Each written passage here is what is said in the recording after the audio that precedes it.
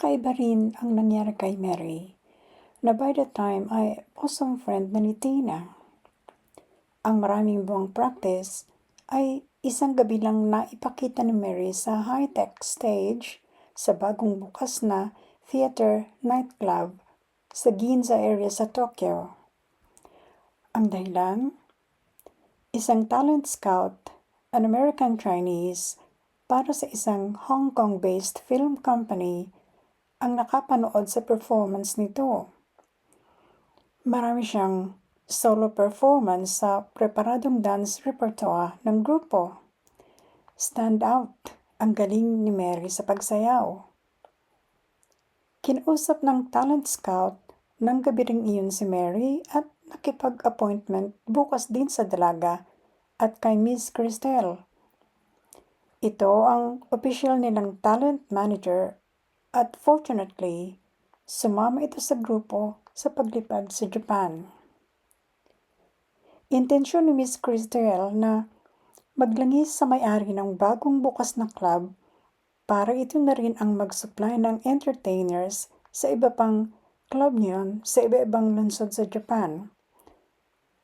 At ewan kung sadyang sobrang swerte ni Miss Cristel na corner niya ang kontratang habol niya. Yun nga lang, ang swerte ni Mary ay tila siya namang kamalasan ni Tina. After performing for just one night, hindi na pinayagan ng may-ari ng theater nightclub na si Ishikawa o Ish na mag-entertain pang muli on stage si Tina sa club. "You will perform for me only, yes?" sabi ng Japanese kay Tina. Hindi matutukan ni Tina ang sinabi ni Ish. Sa bawat buka ng bibig ng Hapon, nasisilaw siya sa kinang ng mga ngipin nitong puro gold-capped. The nightclub was dimly lit, pero bawat mesa ay may table lamp na sari-saring kulay ng malamlam na liwanag ang isinasaboy. Nasa VIP table sa balcony sina Tina. Katabi niya ang may-ari at kamesa rin sina Miss Cristel, ang mama sana si Donita na Pinay rin, ang Japanese manager at kanang kamay ni Ish na siyang namili ng entertainers para dalhin doon. Nasa malapit din ang bodyguard ni Ish na tila sumo wrestler dahil sa laki ng katawan. "Did I hear you say yes? You will dance for me only, Rina?" Muling tanong ni Ish. "My name is Tina, not Rina." Pagtutuwid ni Tina kay Ish. "Okay, anito?" "Rita, I get it. Say yes. You will only dance for me every night, yes? You will be." Patawan nitong deklara, "My private dancer." "No!" Napamulagat, hintakot ang mamasan. Si Miss Cristel ay naalarma rin. Nalukot ang mukha ni Ishikawa. "Bakit huminti ka?" Sermon sa kanya ni Miss Cristel. "Sabi mo, pasumbat ang tono ni Tina. Hanggang sayaw at entertain lang ang gagawin namin dito sa nightclub. Ang linaw ng ibig gawin sa akin ng Hapon na yan. Private dancer niya. Eh di parang bababaihin na niya ako ng lagay na yon." Nagsalita sa salitang Hapon si Ish. Kinausap ang mamasa na fluent sa Japanese language. Nakakaintindi rin at nakapagsasalita ng konti si Miss Cristel. At bagaman malamlam ang liwanag, nahalata ni Tina nang mamutla si Miss Cristel sa kung anuman ang sinabi ni Ish. Pagkaraan ng matalim na diskusyon ng tatlo, tumayo si Ish. Tumayo rin ang kanang kamay nito. Iniwan ng mga Hapon ang tatlong Pinay sa VIP table. "Kailangan kang umuo sa gustong mangyari ni Ish, Tina. Nakikiusap ang tono ni Miss Cristel.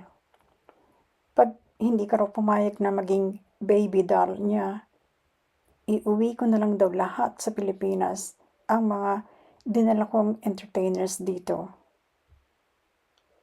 Tina was really horrified. Aniya, baby doll? Ako? Tina, sabi ni Mama Sandonita, dapat ay matuwa ka. Natipuhan ka ni Ish. Isa yan sa pinakamayaman dito. Hindi ka mapupuyat gabi-gabi. Hindi ka mag-entertain ng kung sino-sinong customers para ka magkatip. Tina, alalahanin mo kung paano kita kinupkop kayo ni Mary noong maloko kayo ng fake recruiter. Mangiyak-ngiyak ang tono ni Miss Cristel. Kapag pinauwi tayong lahat ni Ish, lahat ng puhunan ko, tapon na. Wala na akong madedeploy na entertainers. Wala na akong maipupuhunan para maibahay, mapakain, madamitan, maabunuhan ang lahat ng gastos ng mga tulad mong gustong magtrabaho dito sa Japan. May kontrata naman, di ba, Miss Cristel? Sabi ni Tina, na nagsasabing 5 to 9 months ang work natin dito sa club niya, di ba? Umiling ang Mama San. Formalidad lang yung mga kontratang yun, Tina. Para ma-satisfy ang ahensya ng gobyerno sa atin na nagmo-monitor sa kapakanan ng mga Filipino workers dito. Pag naisip ng employer dito na hindi satisfactory ang trabaho nyo, ibibreak nila ang kontrata. Balik Pinas kayo. At mabla-blacklist ang agency ko, Tina. Dugtong ni Miss Cristel. Wala nang kukuha sa akin ng entertainers.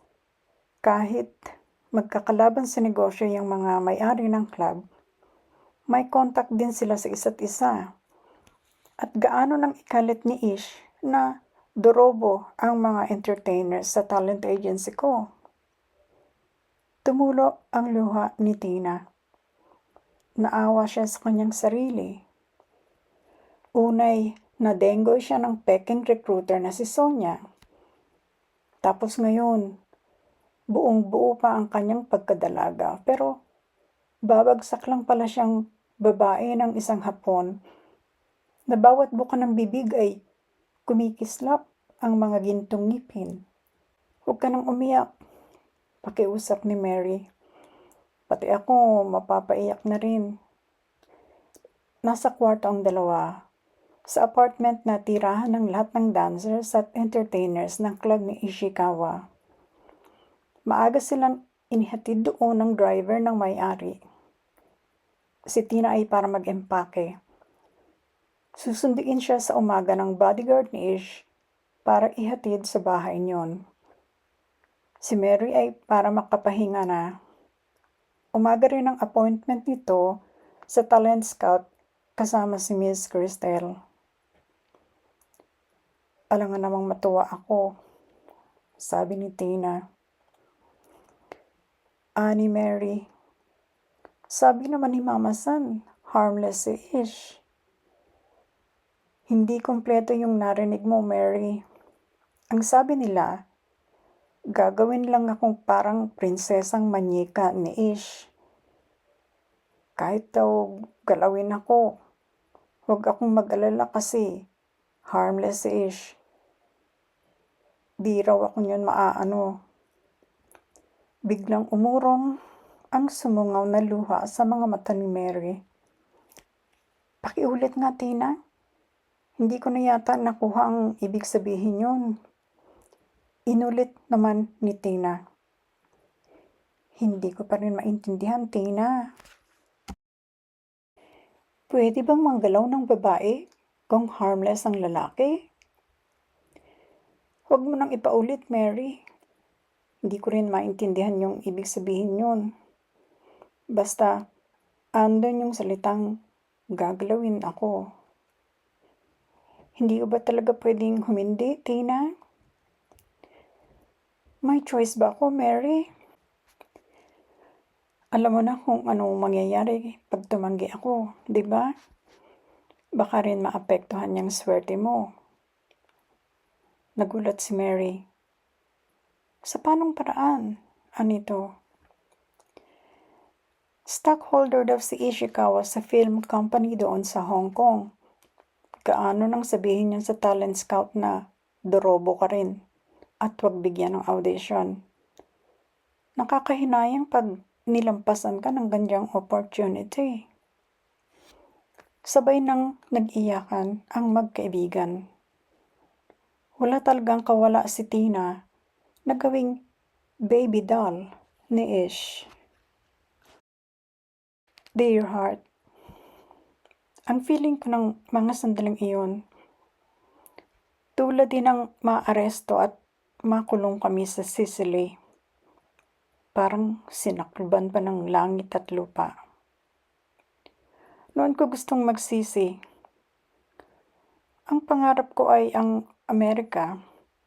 Bakit ba nag-decide ako na kung saan-saan pa lupalop tumantong? Bakit ba hindi ko nalang pinag-isipan na ipurso ang talagang gusto kong puntahan? At naisip ko tuloy ang classmate ko, si Michelle. Kung makakausap ko lang siya, papayuhan ko siyang patulan na si Mark. Ano kung bad breath at poor ang kanong fiancé niya? Magsuot na lang siya ng gas mask at siya ang magtrabaho pag nasa States na siya. At least siya pakakasalan ni Mark. Magiging tunay na asawa at ko-qualify na maging American citizen later. Kaysa naman sa sitwasyon ko ng mga oras na yon. Ang mga Pinay nga na pinakakasalan ng Hapon, hindi ubrang maging Japanese citizen, kahit kailan. Ako pa kaya nagkagawin lang na baby doll ni Ish? Para mabayaran ang malaking pagkakautang, lakas loob na pumayag si Tina na maging Japayuki. Ngunit kakaibang papel sa may-ari ng chain ng nightclub sa Japan ang binagsakan niya. Magsisimula ang karanasan ni Tina bilang baby doll ni Ishikawa na ipagtatawa ng husto ni Tina at Mary. Pero ano ang nakatatawa sa karanasan iyon? Abangan.